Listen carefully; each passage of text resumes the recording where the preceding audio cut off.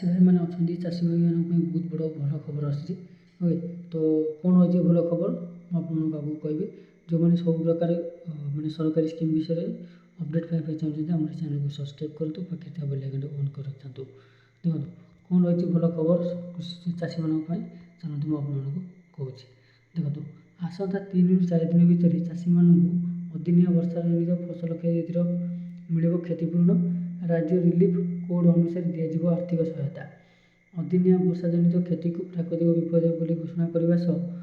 शीघ्र क्षतिग्रस्त चाषी को सहायता दिज्व मुख्यमंत्री सूचना देते केवल से नुहे राज्य सरकार सहायता सहित बीमा कंपानी क्षतिपूरण पाइबे चाषी राज्य में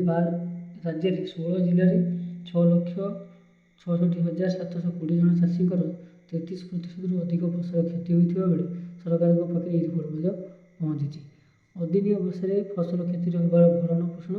और चाषी सहायता हाथ बढ़ाई राज्य सरकार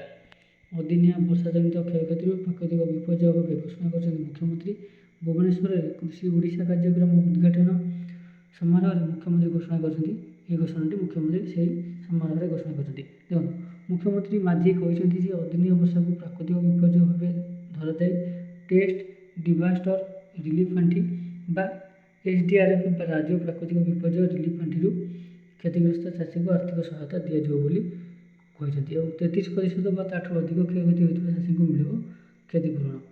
विभिन्न जिले में अदिनिया वर्षा जनित फसल क्षतिर रिपोर्ट जिलापाल मैंने देते मोट 6,66,720 जन चाषी और 2,26,791 हेक्टर जमी 33% अधिक फसल क्षति होती SDRF रु 291 कोटी 65 लाख टंकार आर्थिक सहायता प्रदान कर मुख्यमंत्री कहते अदिनिया वर्षा क्षयक्षति होता चाषी को 2 प्रकार क्षतिपूरण मिल बीमाभुक्त चाषी को बीमा राशि सहित राज्य सरकार सहायता मिल अदिनिया वर्षा मोट 16टी जिले में चाषी मान क्षयक्षति होती डिसेम्बर 30 सुधा जिलापाल मैंने रिपोर्ट अनुसार अनुगुल भद्रक कटक ढेंकानाल गजपति जाजपुर कलाहांडी केन्द्रापड़ा खोर्धा पुरी रायगड़ा जगतसिंहपुर कंधमाल नयगड़ नुआपड़ा और जो जिला ग्रस्त हो सारी ये जिले में जो ग्रस्त होता है मुख्यमंत्री को रिपोर्ट मिली जे कौ जिले में केते क्षयक्षति होती से हिसाब से दुईटी पर्यायर दुई प्रकार टंका मिल गोटे हूँ बीमा टंका राज्य सरकार को सहायता टंका तो जो मन फसल क्षति होता है चिंता कर किसी आवश्यकता नहीं से सरकार क्षतिपूरण देवाई जाऊँच बहुत शीघ्र गंजाम जिले में सर्वाधिक 60,712.61 हेक्टर जमी फसल क्षतिग्रस्त होता बेले पुरी जिले में 49 हेक्टर 296 हेक्टर नुआपड़ा 12.60 हेक्टर और 16टी जिले में मोट 2,26,791 हेक्टर जमी फसल क्षति होती देखो सेहीपरि हर्टिकलचर 3,479.83 हेक्टर जमी फसल क्षतिग्रस्त होती उभय फसल क्षति 291 कोटी 58 लाख और 88,514 टंका जोटाकि जिलापाल को दिज्व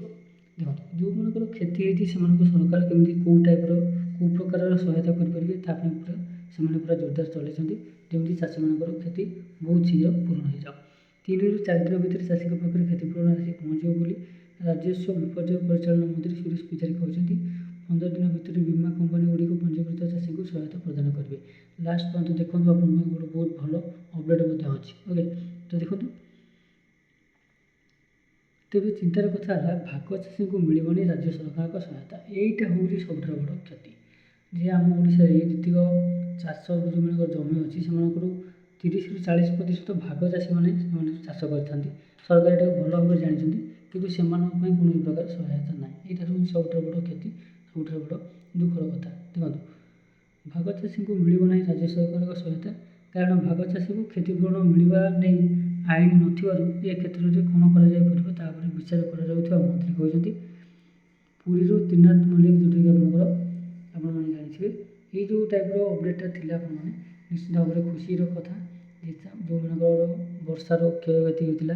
आम बहुत चिंतित थिलु जे आपंकर धान और विभिन्न प्रकार पनीपरिया नष्ट होता तो ये तो थिला बहुत बड़ा भल खबर जे राज्य सरकार से क्षतिपूरण देवाई जाऊँच आपण मैंने जो मैंने चाहते सब प्रकार सरकारी अपडेट स्कीम किसी भी अपडेट ତାହେଲେ ଆପଣମାନେ ନିଶ୍ଚିନ୍ତ ଭାବରେ ଆମ ଚ୍ୟାନେଲକୁ ସବସ୍କ୍ରାଇବ୍ କରନ୍ତୁ, ପାଖରେ ଥିବା ବେଲ୍ ଆଇକନ୍ଟାକୁ ଅନ୍ କରି ରଖିଥାନ୍ତୁ। ସବୁବେଳେ ଏଇ ଟାଇପ୍ର ଭଲ ଭଲ ଖବର ବା ଭଲ ଭଲ ଅପଡ଼େଟ୍ ପାଇବା ପାଇଁ ଆମ ଚ୍ୟାନେଲକୁ ନିଶ୍ଚିନ୍ତ ଭାବରେ ସବସ୍କ୍ରାଇବ୍ କରନ୍ତୁ।